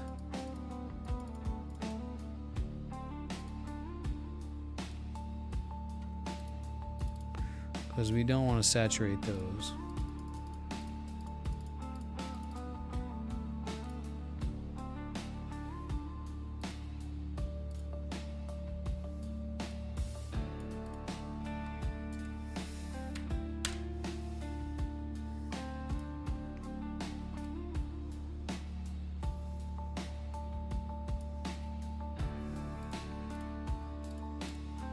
There we go. We'll go a ton of saturation into this little guy.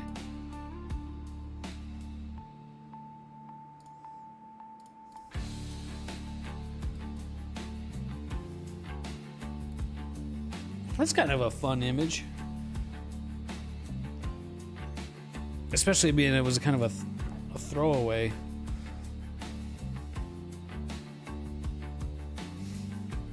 Not a throwaway, filler. It's a filler image.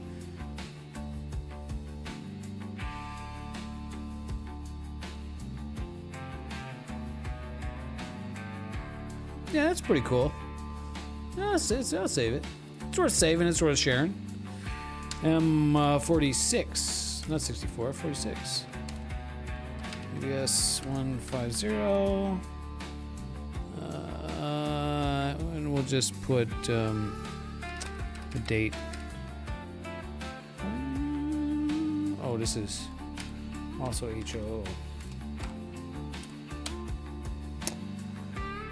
Supposed solid state battery, haha.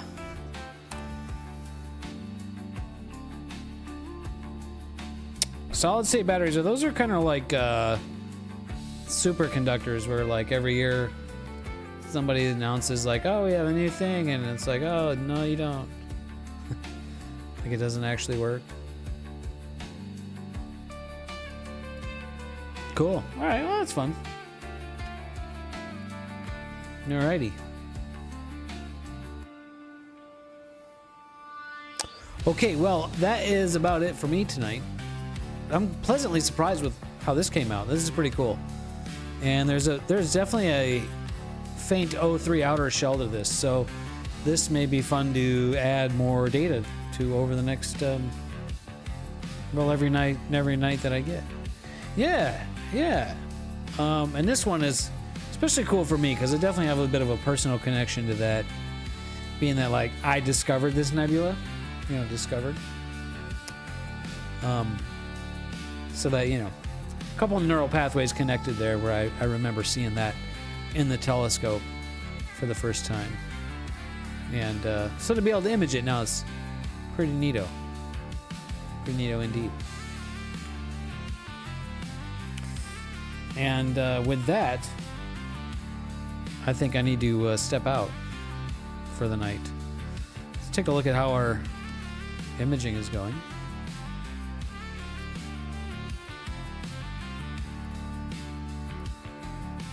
Yeah, it's going. There may be some data, usable data in there tonight.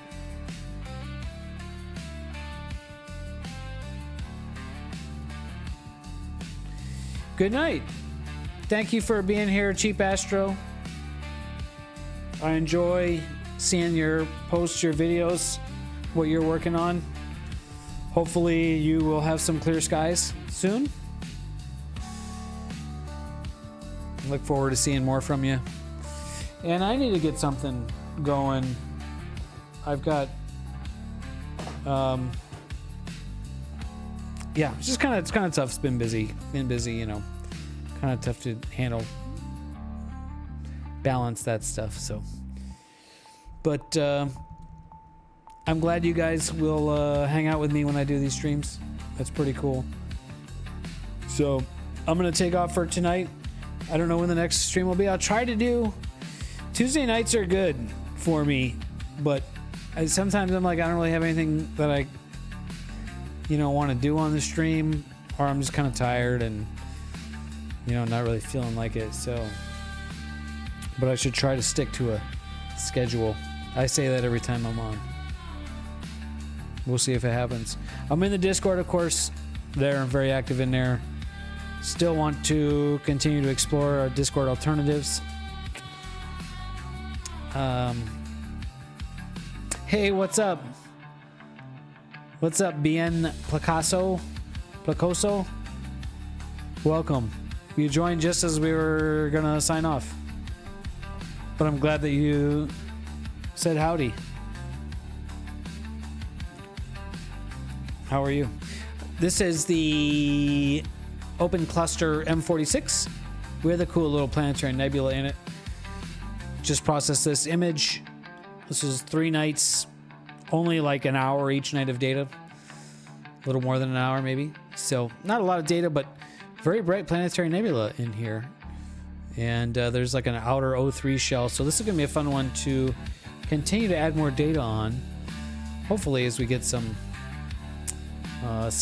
good weather here. Tonight's kind of not great. I think Thursday or Friday night might be okay. But I'm going to start to get a lot of moonlight, so, the other one is a Jellyfish Nebula. This was kind of the main target that I worked on tonight. This is a 2-panel mosaic. Mosaics are super tricky. Not my favorite, but this one's coming out pretty good. This is 3 nights of data. 2-panel mosaic. So I definitely want to get like at least 3 more good nights, but I really want to get the oxygen to pop out. So hopefully next as we get closer to the new moon.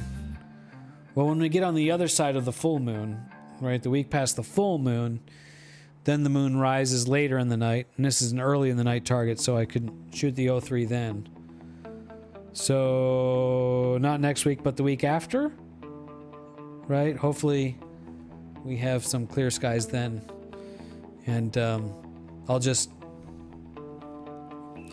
shoot nothing but O3 to try to really get that this blue to pop out up here and down here. So hopefully that works out. If not, there's always next year. So got definitely another month and a half or two where I can still get data on this before it's too late in the season. Because right now I can shoot it from about 7 p.m. until midnight. So like 5 hours a night. So that's pretty good. Cat, you want to say goodbye? Want to say goodnight? Come here. Come here, Cat. Come on. Come here.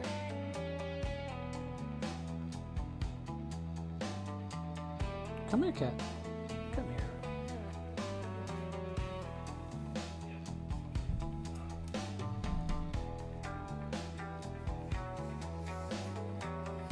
Mr. Cat says good night to you guys.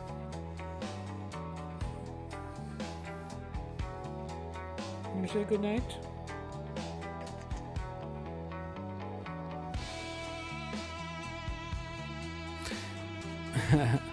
All right. Thanks for stopping by. Thanks for saying hi. And thanks for being here, Misadventures in Astro. I'll catch you guys when I catch you.